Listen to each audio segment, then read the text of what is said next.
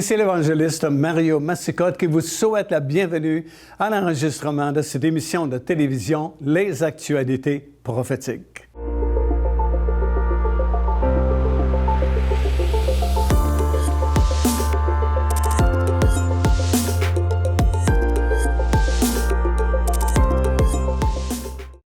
Alors, comme on a mentionné précédemment, l'Église du Seigneur Jésus-Christ, c'est un puissant témoignage de la rédemption qui est possible dans le Seigneur Jésus-Christ. Et lorsque le Seigneur est ressuscité, vous savez, il a dit à ses disciples de ne pas quitter la ville de Jérusalem, d'attendre ce qu'il avait promis. Dans peu de jours, vous serez baptisés du Saint-Esprit. Immédiatement après l'effusion du Saint-Esprit, c'était comme la fondation officielle de l'Église du Seigneur Jésus-Christ. Et nous avons filmé il y a quelque temps en Israël une vidéo justement concernant la fondation de cette Église et nous voulons vous la présenter parce que ça va nous aider à comprendre comment c'est puissant l'Église du Seigneur Jésus-Christ et comment, encore de nos jours, c'est un grand témoignage que la rédemption est possible.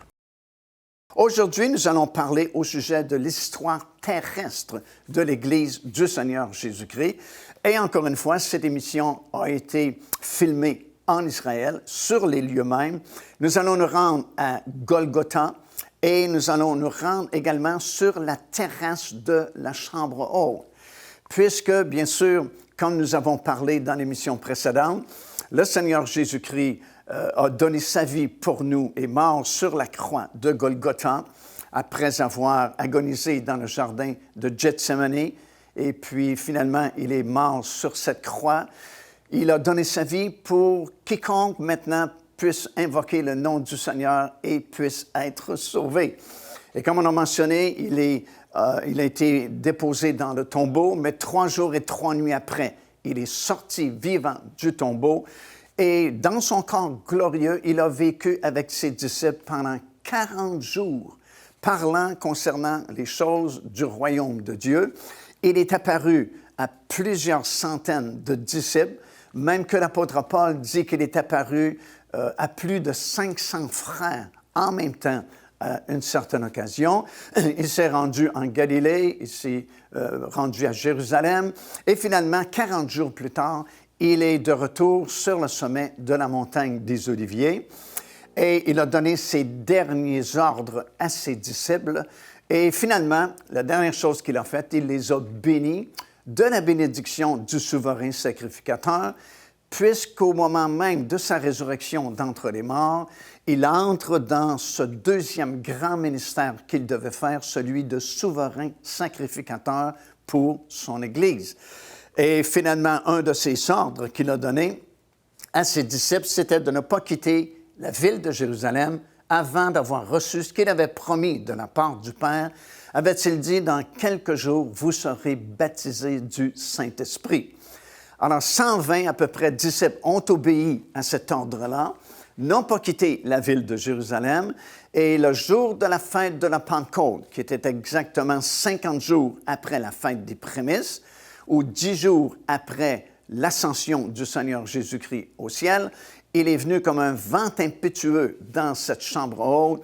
Des langues de feu se sont posées sur chacun d'eux et la Bible dit qu'ils furent tous remplis du Saint-Esprit et se mirent à parler en d'autres langues comme l'Esprit leur donnait de s'exprimer. Et la foule qui était à Jérusalem, puisque c'était la fête de la Pentecôte et selon la loi de l'Ancien Testament, tous les hommes avec leurs familles devaient monter à Jérusalem pour les 3 grandes fêtes. Donc, il y a des milliers de personnes à Jérusalem, puisque c'est la fête de la Pentecôte. Au bruit qu'il s'est fait, la foule est accourue et Pierre a livré le premier message de l'Église qui venait tout juste d'être fondée par la venue du Saint-Esprit sur ces disciples-là. Et il a donné le premier message et 3000 personnes ont accepté le message, ont donné leur vie au Seigneur Jésus-Christ. Et finalement, ça a été la fondation, le début de cette grande construction que nous appelons l'Église du Seigneur Jésus-Christ. C'est comme si le Père est l'ingénieur qui a pensé au plan. Jésus-Christ, c'est comme le contremaître qui est venu chercher un permis de construction sur cette planète. Le Saint-Esprit est l'ouvrier qui a été envoyé et chaque personne qui accepte le Seigneur deviennent les matériaux de construction puisque nous devenons des pierres vivantes qui formons un édifice spirituel, l'Église du Seigneur.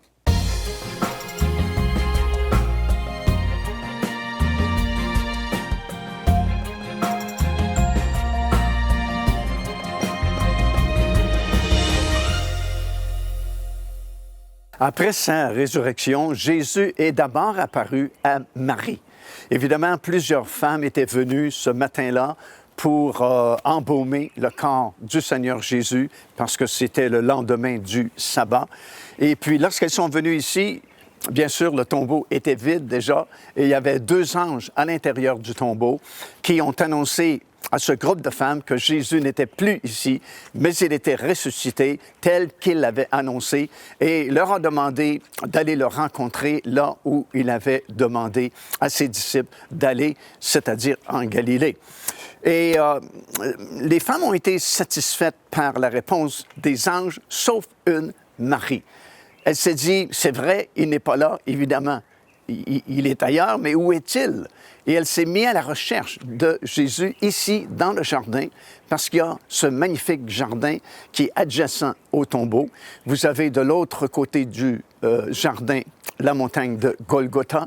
De ce côté-ci, vous avez le tombeau qui est vide maintenant.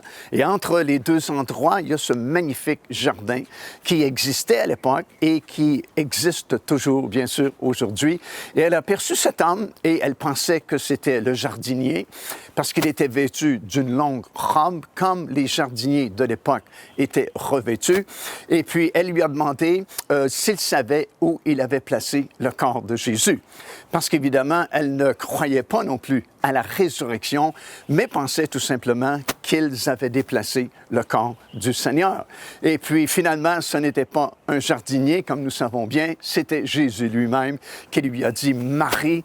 Et elle l'a reconnu finalement, elle lui a dit « Rabboni », ce qui signifie « maître ». Et elle est venue pour toucher le Seigneur, mais il a dit « Ne me touche pas ». Pourquoi est-ce que Jésus va dire à Marie « Ne me touche pas » et quelques jours plus tard va dire à Thomas « Touche-moi », ben c'est qu'à ce moment-là, il est entré dans son 2e grand ministère, celui de souverain sacrificateur. Et il doit monter au ciel avec son propre sang afin de faire l'aspersion sur le propitiatoire là-haut, dans le lieu très saint du tabernacle céleste. Tout comme le souverain sacrificateur faisait ici, sur la terre, dans le temple construit à Jérusalem. Et on n'avait pas le droit de toucher au souverain sacrificateur pendant ce temps-là où il se préparait à entrer dans le lieu très saint. Sinon, il serait devenu impur.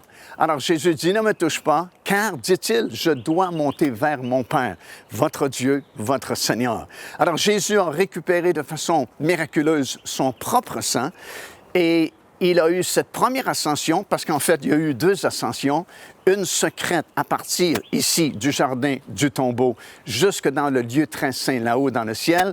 Et exactement 40 jours plus tard, il y a eu cette 2e ascension, cette fois-là de façon visible, du sommet de la montagne des Oliviers jusqu'au ciel, encore une fois. Alors, durant cette première ascension, une ascension secrète, si vous voulez, Jésus a récupéré son sang, il est monté dans le ciel, dans le tabernacle céleste, dans le lieu très saint. Et dans l'Épître aux Hébreux, nous apprenons qu'il a fait l'aspersion avec son propre sang sur le propitiatoire du lieu très saint, parce que, bien sûr, le ciel avait été souillé par le premier péché qui avait été commis par Lucifer, comme on a déjà enseigné. Et c'est pourquoi Jésus devait monter au ciel avec son propre sang, faire la purification des cieux, comme nous apprenons dans l'Épître aux Hébreux. Puis il est revenu ici et pendant 40 jours, il va vivre avec les disciples dans son corps glorieux. Il va apparaître à certains d'entre eux et va accomplir plusieurs événements dont nous aurons sûrement l'occasion de parler un peu plus tard. Alors en fait, son ministère de souverain sacrificateur commençait au moment même de sa résurrection. Et c'est ce ministère-là qu'il accomplit encore pour nous aujourd'hui, là-haut dans le ciel, assis à la droite du Père dans les lieux célestes, intercédant pour chaque enfant de Dieu, afin que nous puissions vivre notre vie victorieusement ici-bas sur la terre et qu'un jour, nous puissions aller le retrouver là-haut dans le ciel, parce que la route a été inaugurée par le Seigneur Jésus-Christ à ce moment-là. Et chaque enfant de Dieu qui meurt dans le Seigneur n'a plus besoin de descendre dans le séjour des morts, mais immédiatement, il est transféré dans la présence de Dieu, là-haut dans le ciel, à cause de la résurrection de notre Seigneur Jésus-Christ. Après sa résurrection, le Seigneur Jésus-Christ a vécu dans son corps glorieux pour une période de 40 jours avec ses disciples. Et il y a beaucoup d'événements qui se sont produits durant ces 40 jours-là. C'est vraiment très intéressant. Et il y a quelque temps, on a fait vraiment un enregistrement qui peut vous intéresser sûrement, qui est intitulé « 50 jours de gloire ». Et au cours de cet enseignement, nous avons recherché tous les événements mentionnés dans la parole du Seigneur qui ont été accomplis par le Seigneur Jésus-Christ, ainsi que ses déplacements durant ces 40 journées alors qu'il était dans son corps glorifié, son corps glorieux, comme nous aurons notre corps glorieux aussi un jour à la résurrection. Et après les 40 jours, à la fin de cette période de 40 jours, il s'est retrouvé justement ici, là où je me tiens aujourd'hui, c'est-à-dire sur le sommet de la montagne des Oliviers, qui est juste en face de la ville de Jérusalem. Et ses disciples étaient réunis autour de lui sur cette montagne. À quel endroit précis sur la montagne, personne, évidemment, ne le sait exactement, mais ça peut vraiment être n'importe où là, sur le sommet de cette montagne ici. Et il a donné ses derniers ordres, dernières recommandations à ses disciples. Et la toute dernière chose qu'il a faite, il les a bénis. C'est remarquable parce que la première chose que Dieu avait faite après avoir créé Adam et Ève il y a très longtemps dans le Jardin d'Éden, ça dit qu'il les a bénis. Et la dernière chose que Jésus a faite ici avant de retourner au ciel, c'est qu'il les a bénis. Il les a bénis de la bénédiction du souverain sacrificateur. Vous savez, dans le livre des Nombres, dans le 6e chapitre, alors que le souverain sacrificateur faisait la bénédiction vis-à-vis le peuple, il leur disait que l'Éternel fasse luire sa face sur toi, et ainsi de suite.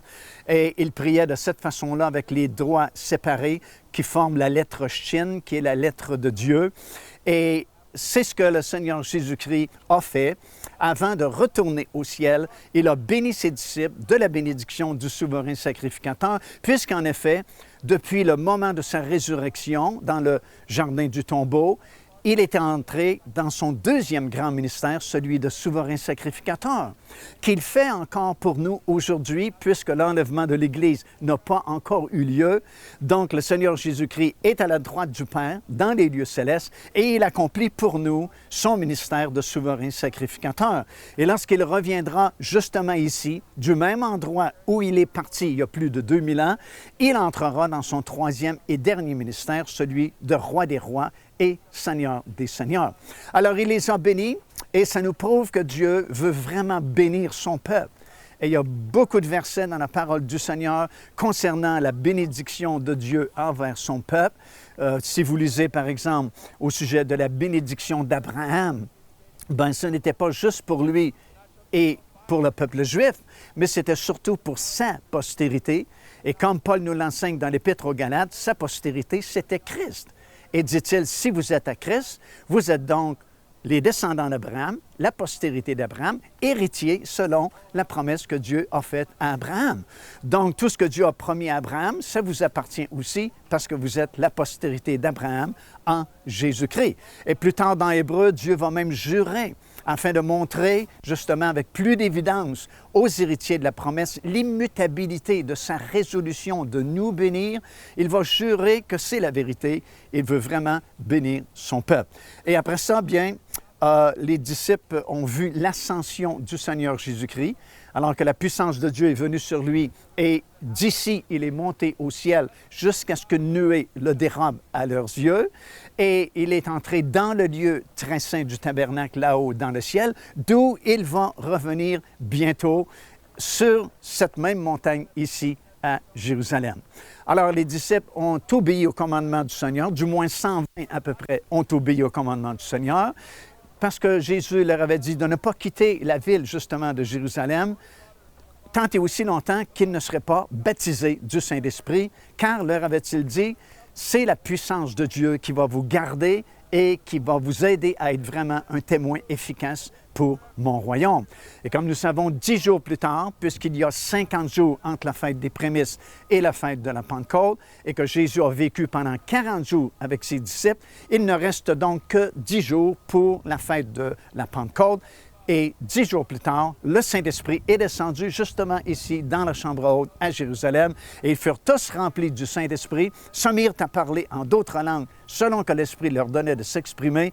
Et c'était l'accomplissement de la grande fête de la Pentecôte. Je me tiens sur la terrasse de la chambre haute et c'est dans cette chambre haute que l'Église a été fondée. Quelque temps auparavant, Jésus était dans le nord du pays, dans un endroit qui s'appelait autrefois Césarée de Philippe, qui s'appelle aujourd'hui Banias. Et c'est là, en fait, qu'il a déclaré sa mission. Il a dit « Je bâtirai mon Église ». Et c'est ici, dans cette chambre haute, alors que les disciples étaient là depuis déjà 10 jours, puisque Jésus, étant ressuscité d'entre les morts, a vécu pendant 40 jours avec eux dans son corps glorieux.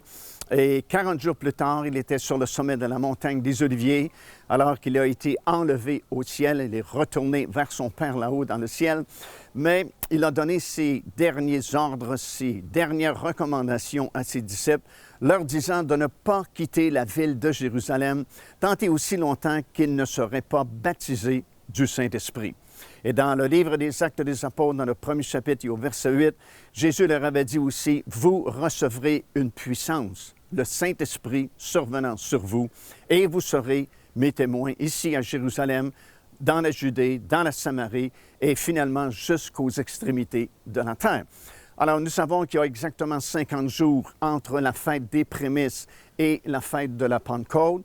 D'ailleurs, le mot Pentecôte en grec veut dire 50.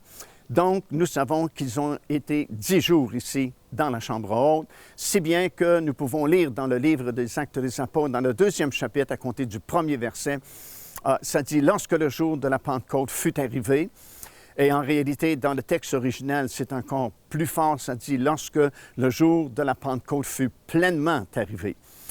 Signifiant que le Saint-Esprit ne pouvait pas venir ni la veille, ni le lendemain, mais il devait arriver exactement au jour de la Pentecôte pour accomplir la grande fête de la Pentecôte.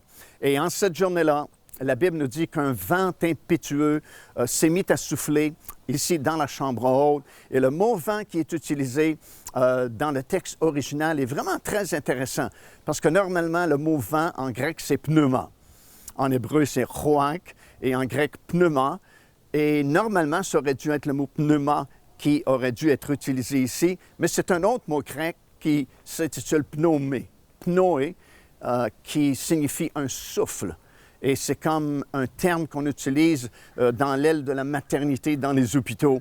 Lorsque la maman va accoucher et qu'elle donne naissance à son enfant, il faut obligatoirement que ce petit bébé prenne une première respiration dans le monde nouveau dans lequel il a été projeté. Parce que pendant 9 mois, le bébé a vécu grâce à sa maman. Il a respiré grâce à sa maman. Il a été nourri grâce à sa maman. Mais au moment de l'accouchement, il va sortir de ce monde qu'il a connu pendant 9 mois et il est projeté dans un autre monde et il doit nécessairement prendre une première respiration par lui-même dans ce monde nouveau dans lequel il a été projeté. Et c'est tellement important que si ça retarde un peu, habituellement, le médecin va prendre le bébé et va lui donner une tape dans le dos pour l'obliger à prendre cette première respiration. Et cette première respiration, en grec, c'est pnoé. Et c'est le mot qui est utilisé ici dans le livre des Actes des Apôtres. Et je pense que celui qui a écrit le livre des Actes des Apôtres étant Luc, et Luc, étant un médecin, a bien compris ce qui se passait à ce moment-ci dans la chambre haute. C'était comme une première respiration des disciples dans le monde de l'Esprit de Dieu. Saint-Esprit est venu, ça dit, ils furent tous remplis du Saint-Esprit et ils se mirent à parler en d'autres langues selon que l'Esprit leur donnait de s'exprimer. Alors, l'Église a été fondée ici et nous avons son histoire qui nous est racontée de façon prophétique et panoramique dans le 2e et 3e livre, chapitre plutôt du livre de l'Apocalypse, sous la forme de cette Église qui représente un peu l'histoire terrestre de l'Église. On remarque 4 grandes phases. Tout d'abord, la fondation de l'Église, suivie de la réformation, il y a eu la grande réforme, suivie de la grande restauration, et finalement, à notre époque, la transformation de l'Église pour la rendre glorieuse, sainte, sans tache, ni ride, ni chose semblable, afin que lorsque cette trompette sonne, le plus grand nombre possible puisse quitter cette planète, monter dans les airs, à la rencontre du Seigneur. Et désormais, l'histoire terrestre de l'Église sera terminée et ce sera un temps nouveau pour chaque enfant de Dieu. Après la réception du baptême du Saint-Esprit, la Bible dit que la foule a accouru jusqu'ici parce qu'évidemment, ça faisait beaucoup de bruit, à peu près 120 personnes qui reçoivent le baptême du Saint-Esprit et qui se mettent à parler en d'autres langues. Croyez-moi, ça fait beaucoup de tapage. Et il y avait des Juifs qui étaient ici de tous les pays du monde à l'occasion, bien sûr, de la fête de la Pentecôte. Et au bruit qu'il s'est fait ici, la foule a accouru pour savoir qu'est-ce qui se passait. Et c'est là que Pierre a sorti de la chambre haute et il a donné le premier message de l'Église du Seigneur Jésus-Christ. Et comme on le lit dans le livre des Actes des Apôtres, ils eurent le cœur vivement touché, ça nous dit, et ils ont demandé à Pierre, que doit-on faire maintenant? Et Pierre leur a dit, bien, repentez-vous et puis soyez baptisés dans l'eau et vous-même recevez le baptême du Saint-Esprit parce que la promesse est pour vous, pour vos enfants et en aussi grand nombre que le Seigneur, notre Dieu, en appellera. Alors, c'était le premier message de l'Église qui a été donné par l'apôtre Pierre ici à Jérusalem. Et c'est comme la vague de l'Évangile vient de partir. C'est le premier message. Et puis la vague, finalement, va devenir comme une espèce de tsunami, va faire le tour de la planète pour revenir finalement ici à Jérusalem à la toute fin de l'histoire terrestre de l'Église. Quelques temps plus tard, Dieu a sauvé Saul de Tarse, qui est devenu l'apôtre Paul. Et c'était vraiment le grand missionnaire de l'Église primitive durant cette première génération de chrétiens. Et Paul a commencé vraiment ses voyages missionnaires, surtout en Asie mineure. Il a fondé plusieurs églises. Et c'est intéressant de lire dans le livre des Actes des Apôtres comment le Seigneur va diriger son Église par le Saint-Esprit. En fait, le Saint-Esprit a été envoyé afin de diriger l'Église du Seigneur Jésus-Christ. Parce que dans le livre des Actes des Apôtres, dans le 16e chapitre, nous lisons au sujet de l'apôtre Paul qui a à cœur d'évangéliser en Asie mineure. Et à chaque fois qu'il se présente à un endroit, dans une ville en particulier, le Saint-Esprit ferme la porte et ce n'est pas possible pour eux de témoigner l'Évangile et de prêcher la parole de Dieu. Que ce soit en Bithynie ou ailleurs, ça dit le Saint-Esprit ne leur permet pas d'annoncer la bonne nouvelle dans cette ville. Alors ils sont un peu inquiets, puis ils ne comprennent pas vraiment ce qui se passe. Et ils se retrouvent à Troas, tout près du bras de mer qui sépare l'Asie de l'Europe. Et durant la nuit, Paul va avoir ce songe. Un Macédonien va lui apparaître et le Macédonien lui dit « Pense ici, Paul, pour nous secourir. » Et ils ont compris que Dieu les appelait plutôt du côté de l'Europe plutôt que du côté de l'Asie. Et c'est ce qu'ils ont fait, se sont rendus dans la première petite ville qui était la ville de Philippe, se sont informés s'il y avait une synagogue pour y prêcher la parole de Dieu, mais on leur a dit que la ville était trop petite, qu'il n'y avait pas de synagogue, mais qu'il y avait certaines femmes qui se réunissaient tout près de la rivière pour prier Dieu. Alors Paul s'est rendu avec ses compagnons, a prêché le message du salut en Jésus-Christ, et une dame en particulier était tellement intéressée, Lydia, qui venait justement de l'Asie mineure. Elle était de Thyatire, c'était une marchande de pourpre, et c'est elle vraiment qui a été la première personne à accepter le Seigneur Jésus-Christ du côté européen à l'occasion du message que Paul a prêché dans cette région. Alors l'Église a été fondée, le premier message a été prêché par l'apôtre Pierre, la vague de l'Évangile a commencé à se produire à partir de Jérusalem, a traversé le continent européen, traversé l'océan Atlantique, a atteint l'Amérique du Nord, dans l'Amérique du Nord, Canada, aux États-Unis, des millions de personnes ont été sauvées, ont entendu prêcher le message du salut en Jésus-Christ. Puis la vague s'est continuée vers l'Asie. Et actuellement, il y a de grands réveils, justement en Asie, où des milliers, des centaines de milliers de personnes acceptent le Seigneur Jésus-Christ. On voit beaucoup de signes, prodiges et miracles dans cette région-là du monde. Et devinez quoi? Elle va se terminer, cette grande vague, à Jérusalem. Et alors, tout Israël sera sauvé. Alors, nous sommes à cette époque-ci de la fin. Nous ne sommes pas au début, mais nous sommes à la fin de l'histoire terrestre de l'Église. Et c'est pourquoi nous sommes une génération vraiment spéciale, une génération qui a été choisie. Et dans nos prochaines émissions, nous allons voir plusieurs prophéties, en fait, qui ont été données concernant notre génération, qui est la génération de la fin de l'histoire terrestre de l'Église.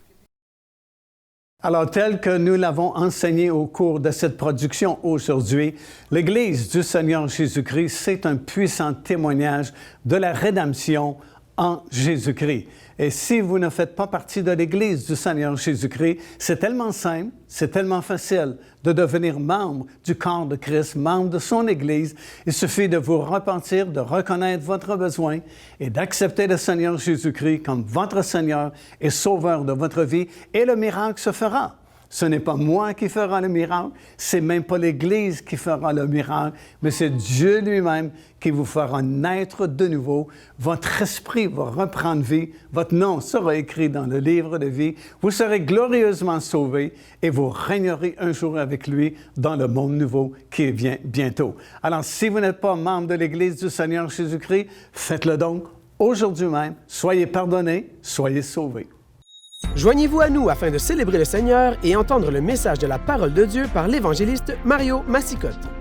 Venez recevoir ce que Dieu a préparé pour vous. Visitez notre site web www.paindevie.org afin de connaître notre itinéraire. Nous serions très heureux de vous rencontrer et de vivre des moments forts avec le Seigneur. Devenez partenaire avec le ministère Pain de Vie et aidez-nous à produire et à diffuser les émissions de télévision, les actualités prophétiques. En retour, recevez l'enseignement de la parole de Dieu à tous les mois. C'est notre façon de vous remercier parce que vous nous aidez à produire justement ces émissions de télévision. Alors consultez notre site web, inscrivez-vous et soyez bénis de la part du Seigneur.